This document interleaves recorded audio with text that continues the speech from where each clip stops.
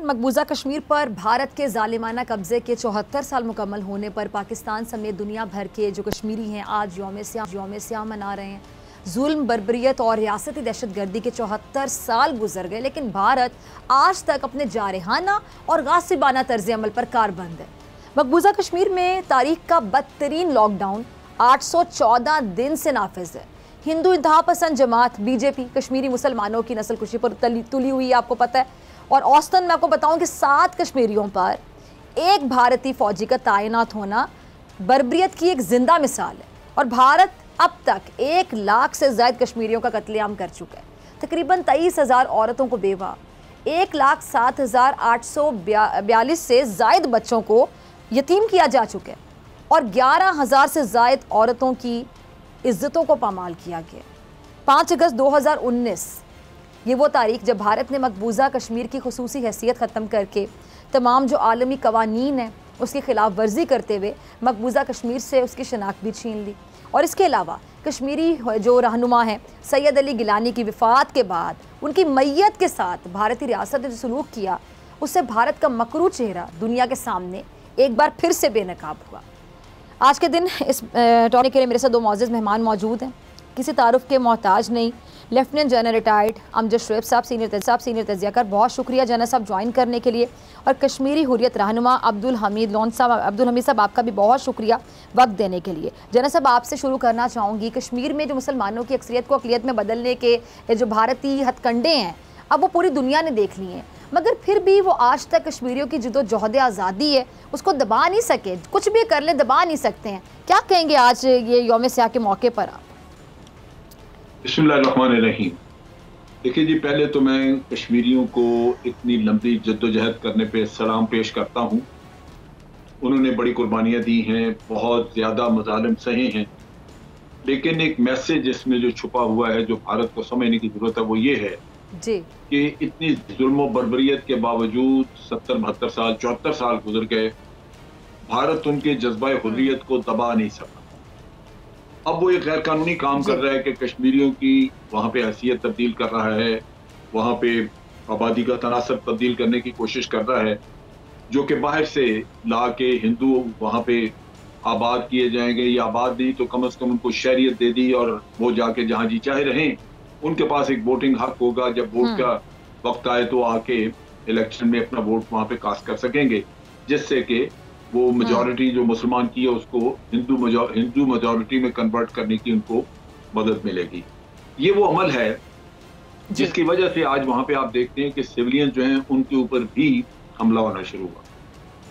क्या वो हुर्रियत पसंद जो पहले ही आज़ादी मांग रहे हैं वो ये कबूल करेंगे कि उनके ऊपर बाहर से लाके लोगों को बिठा दिया जाए और अपने ही घर में वो मेजॉरिटी से माइनॉरिटी बना दिए जाएं और उनका सारे हकूक़ उनके सल्ब हो जाए?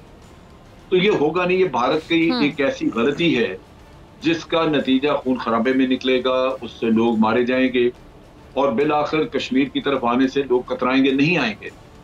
उससे बेहतर यही था कि ये इस खित्ते को, इसको, इनकी जो आज़ादी की जो आवाज़ है, जो तहरीक है, उसको समझें और फिर एक पुरअमन रास्ता इख्तियार करें जहां वो लोग खुद अपने लिए फैसला कर सकें कि उन्होंने क्या करना है, कश्मीरियों ने किसके साथ। अगर ये ना किया जाए बिल्कुल तो ये सारी जिंदगी का एक रोग होगा जो भारत को भुगतना होगा। कश्मीरी तो कुर्बानी देंगे लेकिन भारत भी अमन से नहीं रह सके। और ये वो चीज है, वो एक मैं समझता हूँ इसमें सबक है जो समझने वाला है। अगर भारत के लोग जो हैं वो मोदी की तरह कुंदज़ेन और सिर्फ नफरतें पालने वाले लोग होंगे तो फिर तो ये मसला इसी तरह चलेगा। लेकिन अगर वहां भी कोई बाशऊर लीडरशिप आ गई तो वो फिर लाजमन इस मसले को हल करने की तरफ जाएगी और वो हल यही है कि एक आज़ादाना रास्ता उनको दिया जाए जहां वो अपना फैसला कर सके, उनकी चॉइस पूछी जाए। ठीक है जी, जो उनका बुनियादी हक भी है। ठीक है अब्दुल हमीद साहब, आपने जनरल साहब की गुफ्तगू भी सुनी, आपकी तरफ आती हूँ। कश्मीरी हुर्रियत रहनुमाओं की जो कुर्बानियाँ हैं वो बहुत ज़्यादा हैं और इंशाल्लाह एक दिन ज़रूर रंग भी लाएंगी। आज के इस दिन के मौके पर आप क्या कहना चाहेंगे, क्या जज्बात हैं आपके, क्या शेयर करना चाहेंगे? 27 अक्टूबर एक ऐसी सियाह तरीन रात है और आज ही के दिन 1947 में हिंदुस्तान ने कश्मीर पे जबरी तौर पे कब्ज़ा किया और वो कब्ज़ा आज तक कायम है। अगरचे पंडित जवाहरलाल नेहरू अक़वाम मुत्तहिदा गए थे और उन्होंने हमारे साथ आकर वादा भी किया था कि आपको इस्तिस्वाए राय का हक़ दिया जाएगा, ताहम आज तक वो नहीं दिया गया। भारत मज़ीद फ़ौजी इजाफे में वहाँ पर काम कर रहा है, फ़ौजी जो जमाव है उसके साथ साथ वहाँ पर जिस तरह से भी जनरल साहब फरमा रहे थे, कश्मीरियों की चौथी जनरेशन के अंदर ये तहरीक आज़ादी मुंतकिल हुई। जज्बा हुर्रियत हिंदुस्तान इस जुल्म व जबर के बावजूद ख़त्म नहीं कर सका। कश्मीर एक ऐसा कज़िया है जो बरसगीर जनूबी एशिया में किसी भी वक्त ख़तरनाक साबित हो सकता है, जहाँ दो एटमी ममालिक के दरमियान ये कॉन्फ्लिक्ट पिछले 74 साल से हल तलब है। वहीं बैनुल-अक़वामी बरादरी की गफलत है, जहाँ 1947 के बाद बहुत सारी रियासतें वजूद में आई, उनको आज़ादी मिली। बदकिस्मती से दो रियासतें इस वक्त दुनिया के अंदर मौजूद हैं जो हक़ आज़ादी से महरूम है, एक कश्मीर है, एक फ़लस्तीन है। बहरहाल आज जहाँ कश्मीर के अंदर जुल्म व जबर के पहाड़ तोड़े जा रहे हैं, जहाँ 15 लाख से ज़ायद अफवाज मौजूद है, हर घर के बाहर फ़ौजी खड़ा है, खूबजदगी का आलम है, फ्रीडम ऑफ प्रेस नहीं है, वहाँ पर फ्रीडम ऑफ एक्सप्रेशन नहीं है, लोगों के बुनियादी हुकूक सलब है, मजहबी हुकूक सलब है, आए रोज़ वहाँ मावराए अदालत कत्ल किए जाते हैं, वहाँ पर इंसानी हुकूक की धज्जियाँ उड़ाई जा रही है।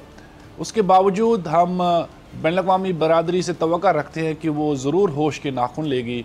अक़वाम मुत्तहिदा का चूँकि किरदार बड़ा मायूस कुन है, जहाँ अक़वाम मुत्तहिदा के एजेंडे के ऊपर मसला कश्मीर है, मगर उसके बावजूद हम चाहते हैं कि अक़वाम मुत्तहिदा की करारदादों पर अमल दरामद हो, उसके लिए हिंदुस्तान को तैयार किया जाए। पाकिस्तान हमारे हक़ खुदरात का हामी है। पाकिस्तान समझता है कि ये डिस्प्यूट है, कश्मीरी अवाम की अमूम के मुताबिक इसका हल निकाला जाए। ताहम हिंदुस्तान की रविश जो है वो कायम है, उसकी हरदर्मी जो है वो दुनिया के सामने है। बहरहाल ये एक हकीकत है, इसको जुटलाया नहीं जा सकता। मसले कश्मीर के इस कज़िये को हल करने के लिए भारत ने आगे आना होगा, चाहे उसके लिए किसी भी कुर्बानी से हम जो है दरेग नहीं कर सकते हैं। वहीं पाकिस्तान हमारा पुश्तिबान है, डिप्लोमेटिक फ्रंट पे काम करने की ज़रूरत है, हमें सियासी सपोर्ट मिल रही है, इखलाकी तौर पे पाकिस्तान हमारी सपोर्ट कर रहा है और इंशाल्लाह मैं समझता हूँ कि इसके मंतकी अंजाम तक हुकूमत पाकिस्तान, यहाँ के 22 करोड़ आवाम हमारे साथ शाना बिशाना है और हिंदुस्तान जो एक फस्ताई रियासत बन चुकी है जिसके अज़ाइम इंतहाई ख़तरनाक है। अब तो मोदी इस रीजन को हिंदुत्वा में बदलना चाहता है, वो तो मुसलमानों का सफाया करना चाहता है, वो वैसे भी बुचर ऑफ गुजरात है, वो वैसे भी कातिल है। लिहाजा इस कातिल से कोई तवक्का नहीं रखी जाए कि वो मसले कश्मीर के लिए वो कोई कदम उठाए या आगे आए। इस हवाले से हमने बैनुल-अक़वामी बरादरी को अप्रोच करना होगा और हिंदुस्तान को बैनुल-अक़वामी बरादरी प्रेशराइज़ करे और वो टेबल पे आए, कश्मीरी अवाम को उनका हक़ है खुदरादत मिल जाए। ठीक है जनरल साहब, आपकी तरफ आ रही हूँ। अभी दुनिया के जो मुख्तलिफ ऐवान हैं, इंसानी हकूक़ की तंजीमें हैं, बैनुल-अक़वामी मीडिया है, इसने मकबूजा कश्मीर में जो भारतीय मुजालिम है उस पर खुलकर तनकीद की है। लेकिन जनरल साहब, दुनिया सलामती कौंसिल के फैसलों पर अमल दरामद करवाने के लिए आखिर कब कश्मीरियों की आवाज़ बनेगी? प्रैक्टिकली कब कुछ होगा? जब वहाँ पर मज़ीद लाशें उठेंगी, मज़ीद माएँ अपने बेटों को खो देंगी, मज़ीद बीवियों के सुहाग छीन लिए जाएंगे, मज़ीद बच्चे यतीम हो जाएंगे। देखिए, ये बात दुरुस्त है कि अभी तक तो कोई ऐसी आवाज़ नहीं उठी, ख़ास तौर पे कि 5 अगस्त का जो 2019 का कदम उठाया था मोदी ने, जिसमें कि कश्मीर को यूनियन टेरिटरी बना दिया गया और आर्टिकल 370 को उन्होंने एब्रोगेट कर दिया जी। उसके बाद अब जो वहाँ पे आबादी का तनासब बदलने की कोशिश की जा रही है, ये सारे इक़दाम वो हैं जो कि बैनुल-अक़वामी कवानीन और यूनाइटेड नेशन की अपनी करारदादों की तौहीन है, उसके खिलाफ है। हमने इस पे बहुत कम कोशिश की, हमने भी मेरा ख्याल उस तरह मसला आगे नहीं हम लेके चले, लेकिन बासूरत ये अक़वाम मुत्तहिदा के सेक्रेटरी को ख़त भी लिखे गए, उनको बताया गया और उनकी जिम्मेदारी थी। लेकिन आज गालिबन बड़ी कुव्वतों की तरफ से ऐसी हमायत हासिल नहीं है। वो अपने ज़ाती मुफादात की रोशनी में काम कर रहे हैं, जिससे उनका दोगलापन नज़र आता है कि एक तरफ तो वो ह्यूमन राइट्स का प्रचार करते हैं, लेकिन यहाँ पे उनको वो चीज़ें नज़र नहीं आती। मगर मेरा अपना ईमान है कि ये जद्दोजहद रुकनी नहीं चाहिए, ये चलनी चाहिए, पूरे जोर शोर से चलते रहना चाहिए। उसकी एक बड़ी बुनियादी वजह है आने वाले हालात क्या होंगे वो हम कह तो नहीं सकते, लेकिन एक चीज जो हमने इतने अरसे में देखी, ना तो इंटरनेशनल कम्युनिटी के मफादात हमेशा एक जैसे रहते हैं और ना ही उनकी दोस्तियां पायदार हैं। वो बिल आखिर उनके मफादात बदलते हैं और वो लोगों को छोड़ के, जिस तरह भी अफगानिस्तान में हुआ है, अमेरिका ने निकलना था, निकल भागा, उसने मुड़ के नहीं देखा कि उसके इत्तेहादियों के साथ क्या हो रहा है, वो पाकिस्तान उनके लोग निकालता रहा वहां से। तो वक्त बदलते देर नहीं लगती, लेकिन अगर आज हम हिम्मत हार जाएं और अक़वाम मुत्तहिदा या उसके जो परमानेंट रुकन है 5, उनका रवैया देखें और हम आज इस समझौता कर लें, इस जद्दोजहद के बजाय एक समझौता में की तरफ चले जाएं, तो लाजमी बात है कि हमारी जद्दोजहद जो है वो ख़त्म हुई और भारत शुक्र अल्लाह का अदा करेगा। तो हमें जद्दोजहद में कमी नहीं करनी चाहिए, वो जारी रहनी चाहिए और तवक्को करनी चाहिए कि इंशाअल्लाह कुछ अरसे में आने वाले दिनों में हो सकता है मफादात बदली हों और कुछ ऐसी सूरत हाल आए कि फिर दुनिया को हमायत करनी पड़े, इस तहरीक की सपोर्ट देनी पड़े। आज भी ह्यूमन राइट्स की जो ऑर्गेनाइजेशन हैं वो तो आज भी खड़ी हैं दुनिया के साथ, वो तो कर ही रही हैं, लेकिन भारत बासूरत अपना एक आप कह लीजिए कि हरदर्मी पे लगा हुआ है। तो इंशाअल्लाह वक्त आएगा जब भारत के साथ से साबात चुकाए जाएंगे। ठीक है जी। अच्छा अब्दुल हमीद साहब, आपकी तरफ आ रही हूँ। सैयद अली गिलानी साहब के इंतकाल के बाद जो कुछ हुआ, नरेंद्र मोदी की कह लें कि बदहवास जो हुकूमत है उसने जो कुछ किया वो दुनिया के सामने है, और वहाँ से एक और बात ये समझ आती है कि शायद जो भारतीय फ़ौज है उसको खौफ है कि हुर्रियत रहनुमा की जो कोशिशें हैं उससे कि कश्मीर उनके हाथ से ना निकल जाए। जो भारत की हुकूमत है, ये बीजेपी की गवर्नमेंट है, नरेंद्र मोदी है, और ये जो इनकी सेना है जो वहाँ पर जुल्म करती है लोगों पर, लाखों की तादाद में वो लोग वहाँ पर मौजूद है, लेकिन फिर भी हुर्रियत रहनुमाओं से डरते हैं। जी, इसमें कोई शक नहीं। ये जो हरबे आजमाए जाते, हथकंडे जो आजमाए जाते हैं, ये दरअसल हिंदुस्तान ये जंग हार चुका है, वो शिकस्त से दो चार है। जहाँ इंडियन इंटेलिजेंस कहती है कि कश्मीर के अंदर 200 जो है फ्रीडम फाइटर्स हैं, वहीं 15 लाख फ़ौज रखने का क्या मकसद है जब 200 वहाँ पर है।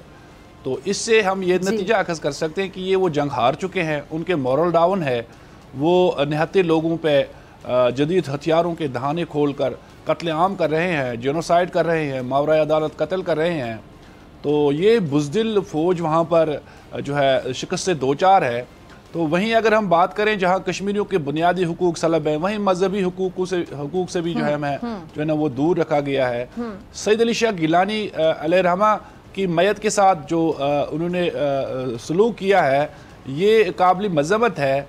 अब आखिरी दम तक जहाँ सैयद अली शाह गिलानी तारीख़ आज़ादी के हवाले से जो है वो कमिटेड थे, उनकी जो लाजवाल कुर्बानी है, और हिंदुस्तान हमेशा से ही हमारे इस रहनुमा से ज़ईफ़ शख़्स से खौफज़दा थे, और आखिर जब वो इस दुनिया से चले गए और उनके घर वालों पे तशद्दुद हुआ, उनकी जो मैयत थी उनको उसको छीना गया और बंदूक के ज़ोर पे उनको आबाई हैदरपुरा के आबाई कब्रिस्तान में दफन किया गया। ये दरअसल हिंदुस्तान ये जंग हार चुका है।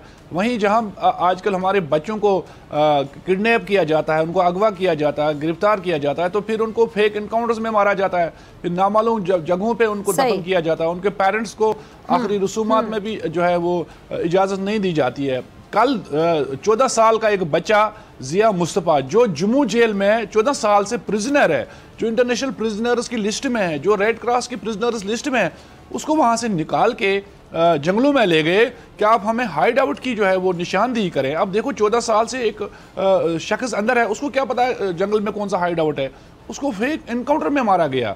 वहाँ पर जो है अंधा कानून है, वहाँ पर उनको ब्लैक लॉज के तहत तहफ़्फ़ुज़ हासिल है, किसी को भी मार सकते हैं, हमारी प्रॉपर्टी को डिस्ट्रॉय कर सकते हैं, गिरफ्तार कर सकते हैं, कोई पूछने वाला नहीं।